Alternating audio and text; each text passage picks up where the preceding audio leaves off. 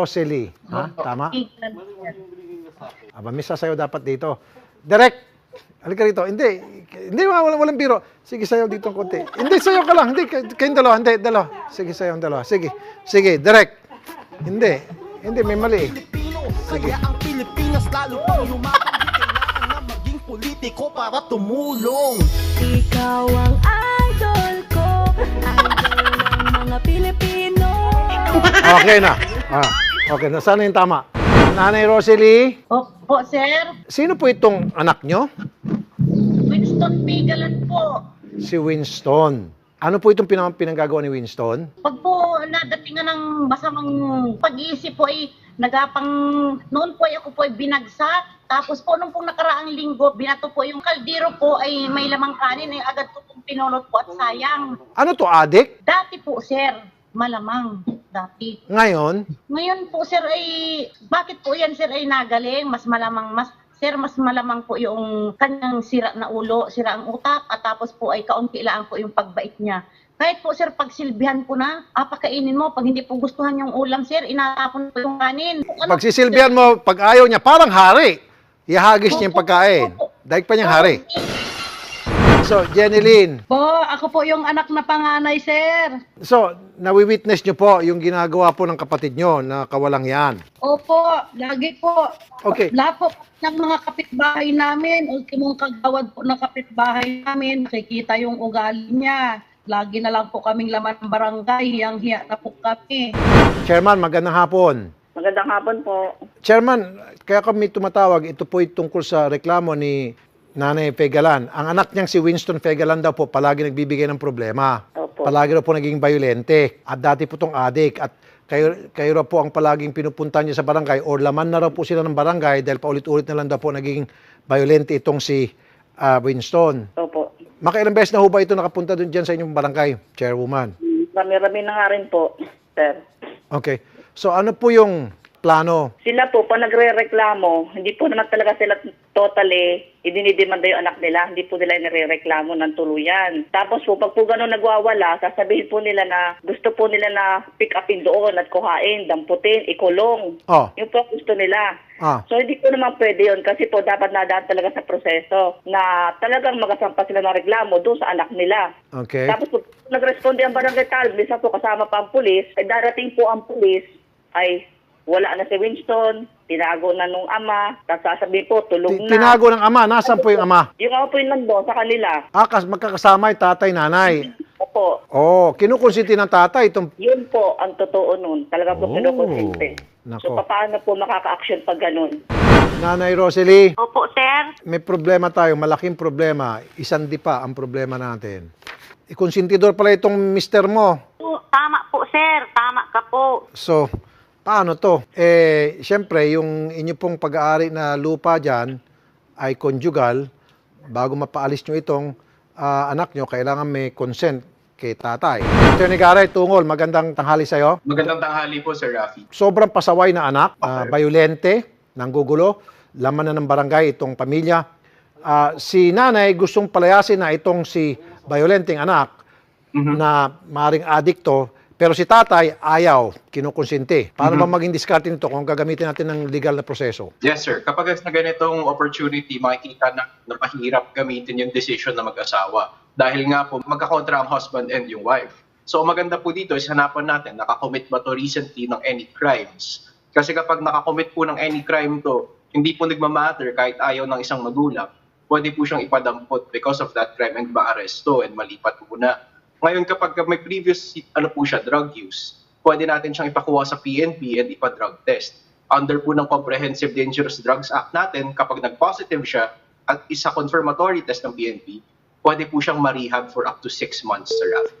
Ang problema kasi, Attorney Garrett, nagtatago to ang tinatago ni tatay. Ito malaking problema natin. Konsentidor si tatay. Yes, sir. Kung konsentidor si tatay, okay lang yun. Then mas proper idaan natin sa police dahil kahit ang police may power naman kunin yung anak from the father para tignan natin, sir, kung totoong may drug use nga ba. Ang proper procedure po dyan is ipag-drug test siya mismo sa presence po ng mga police para pag positive siya, mapadampot na natin, maparehab na natin, Sir Rafi. Ayun, very good. Thank you, Attorney Garrett. No problem, sir. Teniente, magandang tanghali po. Sir, magandang tanghali po. Kanina pa kayo nakamonitor, sir. Itong pong kaso ni Winston Figuelan. Nakarating na ba sa inyo yung problema, sumbong, laban sa lalaking to? Yes, sir. Based on sa report po ng ating mga pulis, yan po ay natulungan na po ng pulis. Nai-confine na rin po dati yan sa National Center for Mental Health. Kaya lang po, namalay na lang po yung ating kapulisan dito na nandito na naman po at pinalabas daw po ng tatay. Hindi nakulong dahil sa kung ano. May problema din, sir, sa pag-iisip. O di tawagan na po natin yung National Mental Health para ma-confine na lang siya doon. Yun, sir, po. Yun po rin po yung narekomenda namin, itong last naming respondido na nung nagwala. Nagkumalma lang po na na-injection na ng ating rural health officer ng pampakalma. So, yun Pero, po ang ating advice na i-confine na ulit sa Center for Mental Health. Kaya exactly. Lang, sir, yun Opo. lang sir ang problema, sir, yung travel at saka yung commitment order sana. Kasi dapat mag-affidavit yung complainant, yung affected na barangays para mahiringan po sa court at nang magkaroon ng commitment order. So, pwede na ho ba si chairman? Pwede po, saka yung affected yung mga affected communities doon. Okay. Paano, sir, kung yung tatay hindi pipirma, pero si nanay pipirma kasi yung tatay kinukusinti? Kasi po, ang requirements po ng court, may petitioner po sa court para may hearing po, kay hear yung Okay. kaso. So, pwede na po siguro, sir, si chairman plus si nanay na apektado plus yung Opo. kapatid, maski out na natin sa tatay, pwede na siguro yan, ano po? Plus kayo. Pwede sir, opo. Pwede po silang mag-petition sa court O, sige. para may confine po sa Center for Mental Health. Pero dadaan muna sa inyo, sir, ha? Para proseso. Tutulong kayo. Kukuha lang po na affidavit yung mga complainant, sir. Ayun. Isa rin po ang mapapaila sa private complainant. Ayun. Sige po. Naku, Teniente, sobrang thank you, Teniente Livelo. God bless po, sir. Welcome, sir. Chairman. Hello po. Chairman, okay, pwede pala itong mai-confine sa National Mental Health, i-commit. Opo. Pero kailangan po ng inyong kooperasyon. Okay ba sa inyo? Okay po.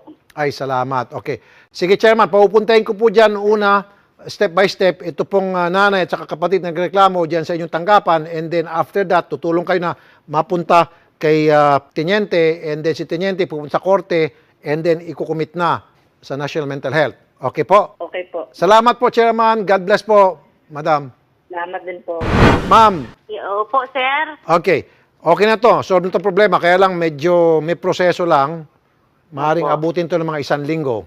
Okay? Opo. Pero tutulong naman kami para ma-fast track. Ha? Opo, opo. Sige po. Ngayon kapag nagwala, ma'am, itong gagawin nyo. Ibibigay po ni Odette off-air yung direct line para kay Teniente. Para kung nagwala, may ginawang hindi maganda, naging violente na, tawagan nyo po yung personal cellphone number ni Teniente. Okay? Opo. Pati ni chairman na rin. Para dumating din yung mga tanod. Kung sino mas mauna. Okay? Opo. Salamat po, ma'am. Ingat po kayo, Nay.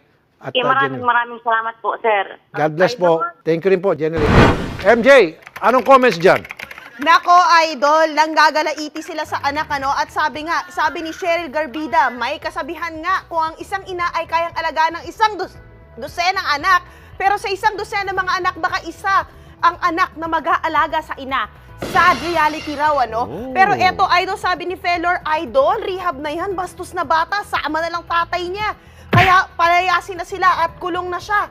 At sabi ni Mark Jason Monteverde, dapat isama yan tatay at anak sa kulungan para din sila magkonsintihan. Pwede ba yun? Eto, no? Sinasabi naman ni Pearl Krabs na nanggagalaite, batuhin na yan ng wag naman ganon. Grabe. At ipasend sa rehab. Pero ganun, idol, puro rehab yung nakikita natin.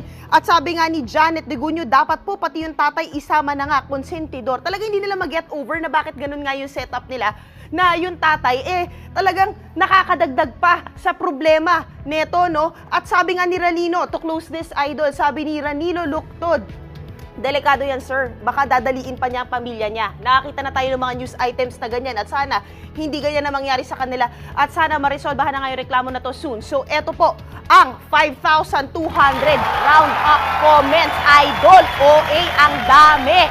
Back to you dyan sa studio. Salamat, MJ Marfori.